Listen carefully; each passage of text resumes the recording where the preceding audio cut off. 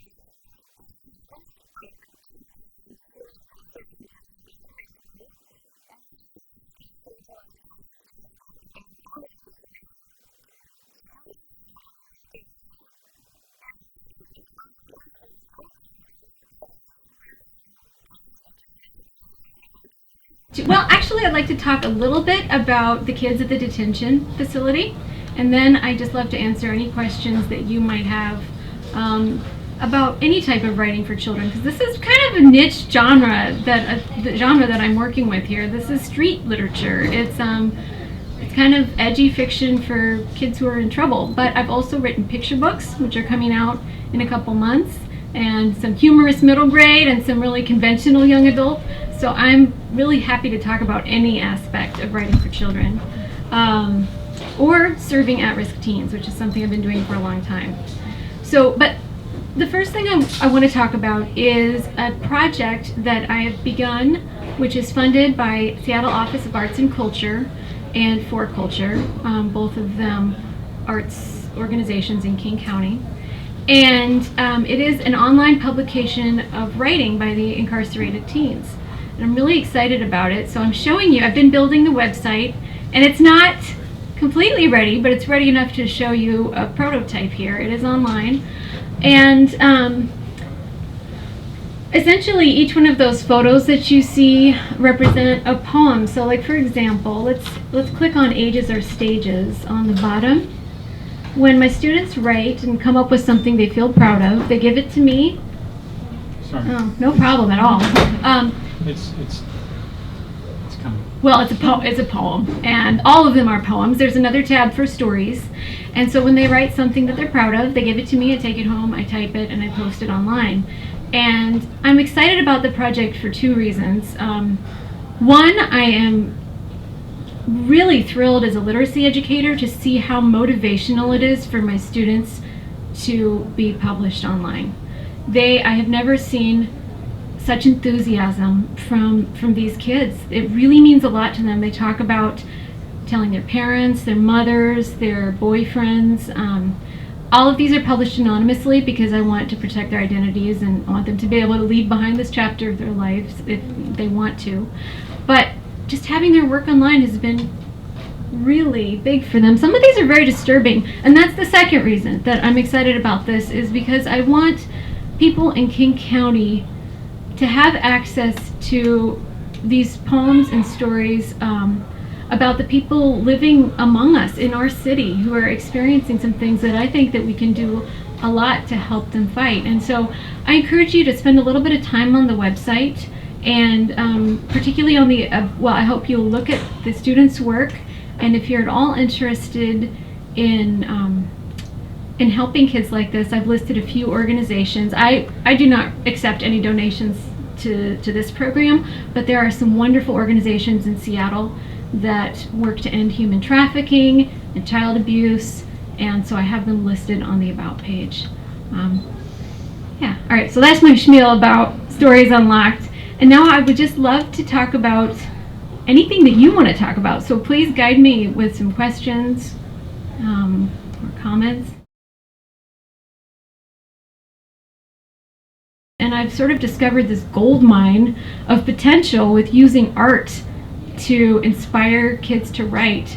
And it's inspired me to write. I bought a sketch pad and a bunch of colored pencils, and I've been drawing my way into characters, and it's been really productive because I think it accesses a different fountain of creativity within people to get into the visual. And I'm not saying I'm an artist, I'm not a good artist, but it still kind of unlocks something. The average stay for a girl is 7 to 8 days. No, that's for a boy. Boy is 7 days, and I think girl is 7 days, boy is 14 days. So very short periods of time, but that is an average. Some students are there for months, and some are there really just like a one-stop. They're there for a day or two. Recidivism is an enormous problem. So my experience is that I see the same faces. I've been doing this for 11 years now. 10 of them I was at King County Jail working with adults, and then I did a few overlap years where I was serving both facilities, and now I'm just at the juvenile facility. So I've been working with juveniles for 3 years, and I see them again and again. So even if they're only with me for 2 or 3 class sessions, they'll be back in a few months. And literacy, there's actually, the research is fairly sparse and fragmented on how to prevent recidivism, but what's out there demonstrates a clear link between literacy and lack of literacy and recidivism. So the less chance these students have of getting a real job and of graduating high school, the more likely it is that we actually will see them back in the facility. And it's kind of a long-winded answer, but to come back to the point about how can I be an effective teacher when I have some students for only short periods of time, I've learned that each class period has to stand on its own, and my goal is usually not to teach any kind of any concrete writing skills such as conventions, but rather to remind them that they can have joyful experiences with books and with writing, that it's something that belongs to them, that there are books that are written for kids like them, about kids like them, and that they do have valuable stories and poems to share.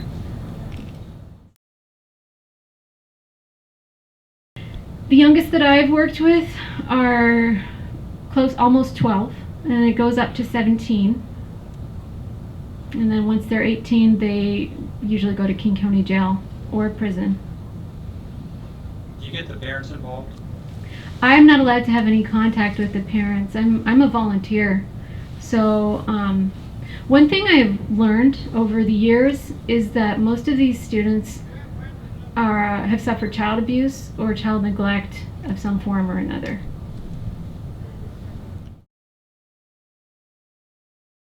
I almost always begin with either a visual prompt in the form of photography or picture book, or else I'll use a written prompt. So I'll read them several pages from a young adult novel.